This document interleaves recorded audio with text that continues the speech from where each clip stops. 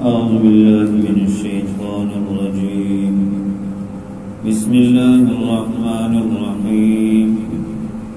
لقد صدق الله رسوله الرؤيا بالحق لتدخلن المسجد الحرام إن شاء الله آمنين محلقين رؤوسكم ومقصرين لا تخافون فعلم ما لم تعلموا فجعل من دون ذلك فتحا قريبا هو الذي أرسل رسوله بالهدى ودين الحق ليظهره على الدين كله وكفى بالله شهيدا.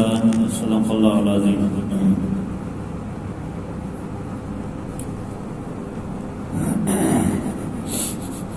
اللہ تبارک و تعالی نے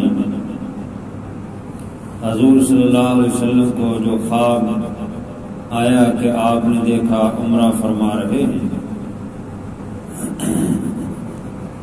اس کی تعبیر میں فرمایا کہ ہم ضرور عمرہ کریں گے. صحابہ کرام کو حکم دے دیا کہ تیاری کرو. 1500 صحابہ تیار ہو گئے، لیکن حدیبیہ کے مقام پر مشرکین نے روک لیا اور اس میں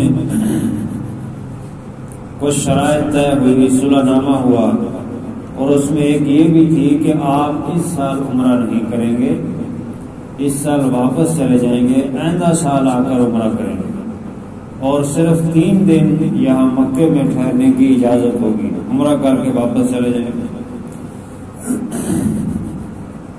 تو اس سے بعض منافقین نے جب صحابہ کرام واپس آئے تو تانے دینا شروع کیے، دیکھو جی تم تو کہتے تھے ہمارے نبی کو خواب آیا ہے اور عمرہ کر رہے ہیں، اب تم عمرہ کیے بغیر واپس آ گئے ہو.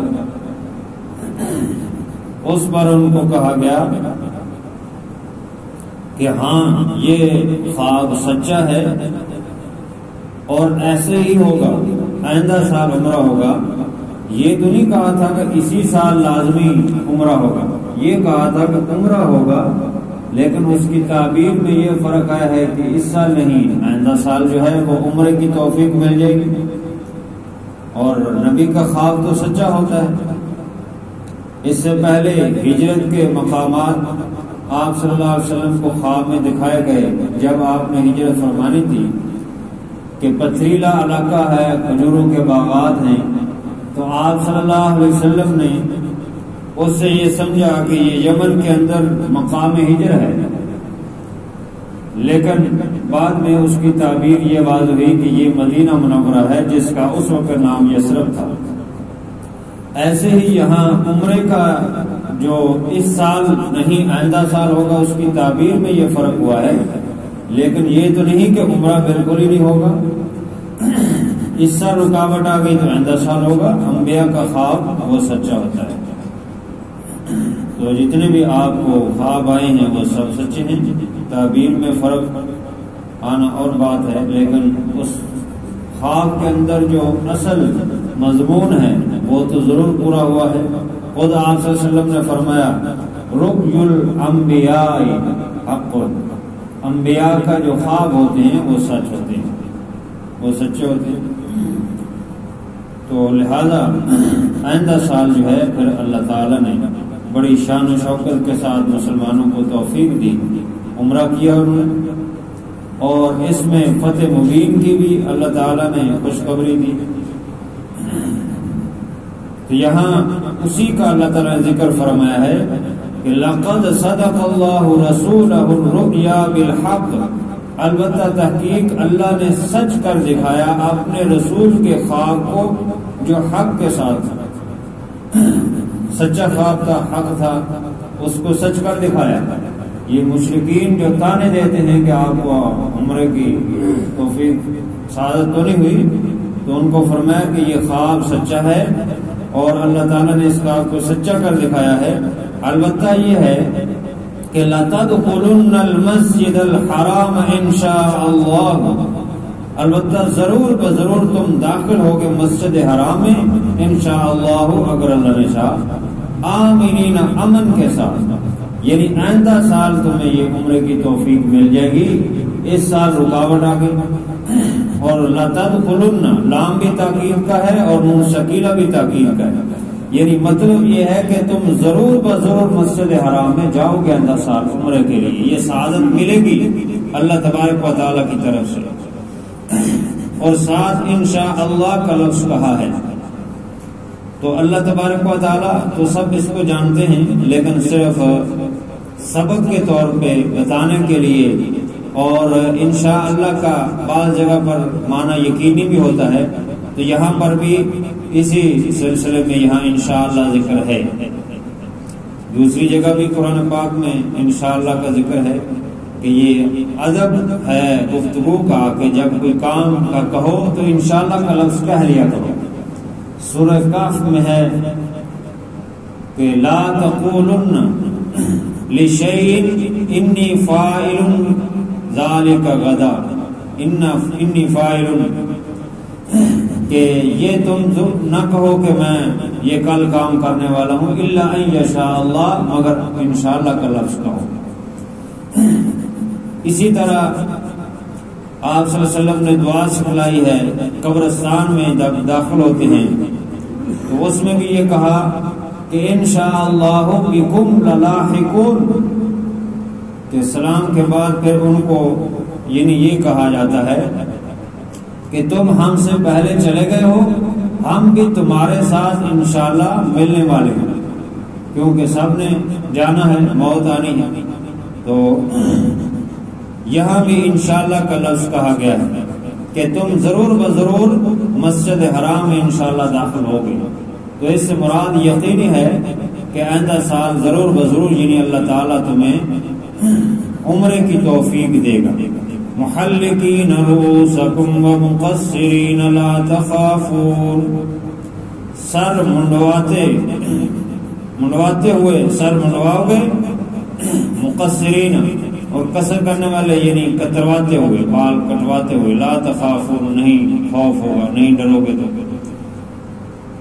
تو یہ ساتھ بتا دیا کہ عمرہ کرنے کے بعد جو ہے چونکہ حج اور عمرے کا اہم رکن ہے سر کے بال منڈوانے یا کٹوانے، تو یہ دونوں صورتیں ذکر کر دی کہ بعض تم میں سے سر کے بال منڈواؤ گے استرے وغیرہ کے ساتھ اور بال کٹواؤ گے، تو دونوں ہی جائز ہے، لیکن ضروری ہے حج کے بعد اور عمرے کے بعد سر کے بال منڈوانا یا کٹوانا یہ لازمی ہے، اس کے بغیر عمرے سے عمرے کی پابندیوں سے باہر انسان نہیں نکلتا۔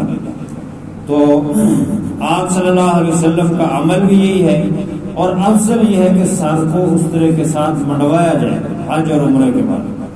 البتہ بال کٹوانا کہ ایک پورے کے یعنی ایک تقریباً انگلی کا جو پورا انچ ہے اتنے بال جو ہے اگر چھوٹے ہیں تو پھر اس کو زیادہ جتنے بھی ہیں اتنے وہ کاٹ دیں، وہ کاٹنے ضروری ہے، لیکن دونوں میں سے افضل بالوں کو منڈوانا ہے، بالکل صاف کر دینا بالوں کو، یہ افضل ہے۔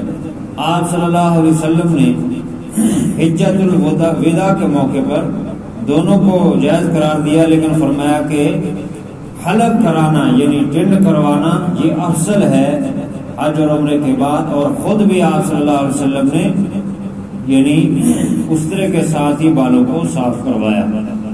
تو یہاں بھی فرمایا کہ یہ اللہ تعالیٰ نے یعنی خوشخبری دے دی مسلمانوں کو کہ اس سال تو تمہیں رکاوٹ ہوگی عمرے میں، لیکن آئندہ سال تم کرو گے، مسجد حرام میں داخل ہوگے اور بڑے امن کے ساتھ اور عزت کے ساتھ داخل ہوگے، شان و شوکت کے ساتھ، اور بعد تمہارے یہ خوشخبری دے دی کہ عمرہ کرنے کے بعد بال کٹوائیں گے، بال منڈوائیں گے، لا تخافون، کوئی خوف نہیں کرو گے۔ فعلم ما لم تعلموا فجعل من دون ذلك فتحا قریبا، بس جان لیا یا جانتا ہے اللہ تعالیٰ ما لم تعلموا جو تم نہیں جانتے، تم تو یہ سمجھے کہ اس دفعہ عمرے کی ساتھ نہیں ہوئی تو شاید کوئی مشکلات مزید بڑھے، لیکن اللہ تعالیٰ سب حالات کو جانتا ہے، اس نے تمہیں یہ پہلے ہی بتا دیا ہے کہ تم عمرہ کرو، اور وہ تو ہر چیز کو جاننے والا ہے۔ فجعل من دون ذلك فتحا قریبا، اور دوسری حکمت اور یہ بھی ہے کہ عمرہ کرنے سے پہلے اللہ تمہیں ایک اور فتح دینے والا ہے، فتح قریب ہے، اور وہ وہی تھی جو بیت اللہ میں جب گئے واپسی آئی تو عمرہ نہیں ہو سکا، تو 3 مہینے کے اندر ہی خیبر فتح ہو گیا اور وہاں سے بہت سارا مال ملا، زمینیں ملی، باغات ملے، مسلمانوں کی تنگی دور ہوئی۔ تو یہ اللہ تبارک و تعالیٰ کی حکمت بھی تھی، تو فرمایا کہ فتح قریب تمہیں ملنے والی ہے۔ اس عمرے سے پہلے چونکہ یہ معاملات تھے اس لیے اللہ تعالیٰ نے رکاوٹ دے دی، اور اب جو ہے یہ فتح قریب ہوگی، اور اس کے بعد پھر اللہ تبارک و تعالیٰ عمرے کی بھی توفیق عطا فرمائے گا۔ تو یہ فتح مبین اور فتح قریب، اس کی بھی اللہ تعالیٰ نے خوشخبری دے دی۔ هو الذي أرسل رسوله بالهدى ودين الحق ليظهره على الدين كله۔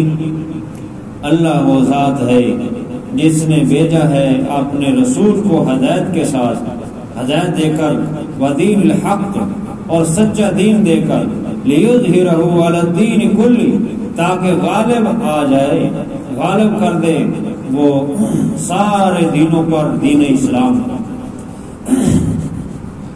یہ آیت جو ہے یہ قرآن پاک میں غالباً 3 جگہ پر آئی ہے، سورہ کاف میں غالباً ہے، اور سورہ سب میں ہے، اور یہاں سورہ فتح میں ہے۔ آخری لفظ میں فرق ہے، دوسری جگہ وَلَوْ كَرِهَ الْمُشْرِكُونَ ہے، اور یہاں وَكَفَى بِاللَّهِ شَهِيدًا ہے۔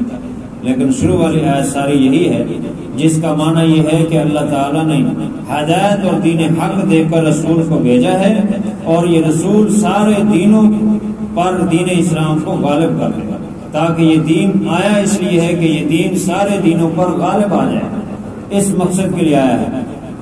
چنانچہ اللہ تعالیٰ نے دین اسلام کو غالب کیا ہے۔ اس کی مختلف تفاسیر مفسرین نے کی ہے۔ حضرت ضحاک فرماتے ہیں اس غلبے سے مراد یہ غلبہ ہے کہ دلیل کے ساتھ کبھی بھی دین اسلام کو اللہ تبارک و تعالیٰ نے دین کے غلبے سے محروم نہیں کیا۔ دلیل ہمیشہ دلیل کے غلبے سے جو ہے سرشار، اور علماء حق جو ہے دلائل اسلام کی حقانیت پر دیتے رہے اور اس کے ذریعے سے غلبہ آیا۔ اور وہ فرماتے ہیں کہ اس سے مراد یہ ہے کہ قرب قیامت حضرت عیسیٰ علیہ السلام آئیں گے تو دین اسلام کا سیاسی طور پر بھی غلبہ آئے گا، اور جبکہ جو ہے دوسرے مفسرین وہ اس کی اور تفسیر کرتے ہیں۔ وہ فرماتے ہیں کہ دیکھو جتنا شرک کی گندگی تھی آپ صلی اللہ علیہ وسلم کی زندگی میں ہی تمام قبائل سے، تمام جزیرہ عرب سے شرک تقریباً جو ہے وہ شرک سے پاک ہو گیا۔ تو یہ دین اسلام کا غلبہ ہے۔ جبکہ حضرت شاہ ولی اللہ محدث دہلوی فرماتے ہیں اس غلبے سے مراد سیاسی غلبہ ہے۔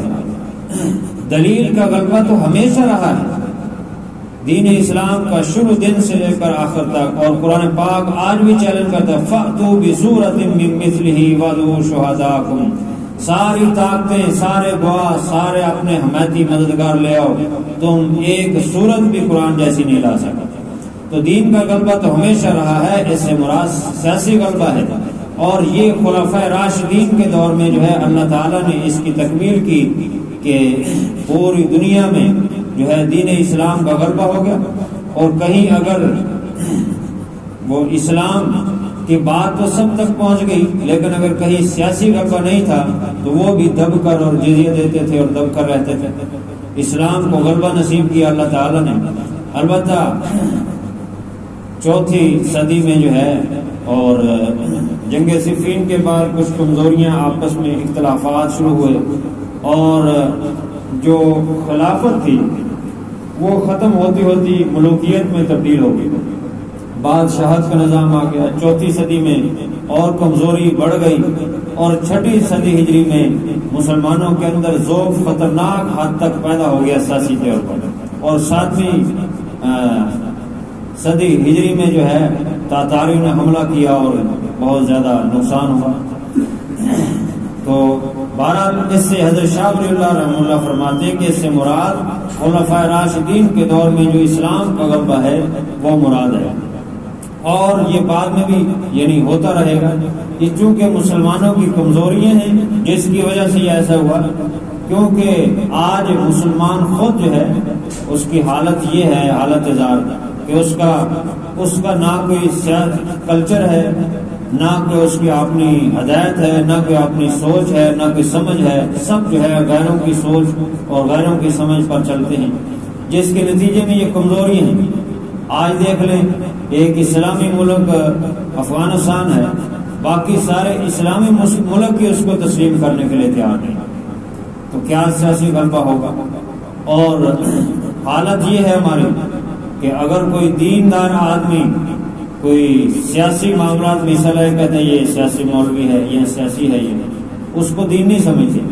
حالانکہ یہاں بھی یہ 3 جگہ خصوصی طور پہ اسپیشل اللہ تعالیٰ نے یہ قرآن پاک میں ذکر کیا ہے کہ دین اسلام آیا اس لیے ہے تاکہ باقی دینوں پر غلبہ ہو، اور جب تک سیاسی غلبہ نہیں ہوگا تو کیسے غلبہ ہوگا؟ اسی طرح پھر مسلمان ذلیل و رسوا ہو جائیں گے جیسے آج ہو رہے ہیں دنیا میں. نہ اپنا کلچر ہے، نہ سوچ ہے، نہ اپنی سمجھ ہے، نہ اپنی معاشرت ہے، نہ اپنی تجارت ہے، نہ اپنے فیصلے ہیں. تو جب یہ کمزوری ہے اور آج ہم سیاست کو گالی بنا دیا ہے تاکہ کوئی شریف آدمی آئے نہ، تاکہ دین کا غلبہ نہ ہو، دین سے دور ہی رہے. حالانکہ دین اسلام غالب ہونے کے لیے آیا. اور سیاست کا معنی کیا ہے؟ اگر آپ ڈکشنری اٹھا کے دیکھیں تو سیاست کا معنی ہے بہترین نظام، جو مخلوق ہے یعنی عوام ہے ان کو بہترین نظام، اجتماعی نظام دینا. اور اسلام نے جو اجتماعی نظام دیا ہے وہ کسی دین نے نہیں دیا، کسی مذہب نے نہیں دیا. تو اس لیے فرمایا کہ اللہ تعالیٰ نے اپنے پیغمبر کو حق کے ساتھ، ہدایت کے ساتھ بھیجا، ودین الحق تھی، اور دین حق کے ساتھ لیظہرہ علی الدین کلہ، تاکہ یہ دین سارے دینوں پر غالب آ جائے. اور جب تک سیاسی طور پہ انسان کمزور ہے تو وہ کیسے غالب آئے گا؟ وَكَفَى بِاللَّهِ شَهِيدًا، اور اللہ تعالی گواہی دینے کے لیے، اس کو ظاہر کرنے کے لیے کافی ہے. اگر تم دین کا کام نہیں کرو گے تو اللہ کسی اور سے لے لے گا، اس کو کیا ضرورت ہے؟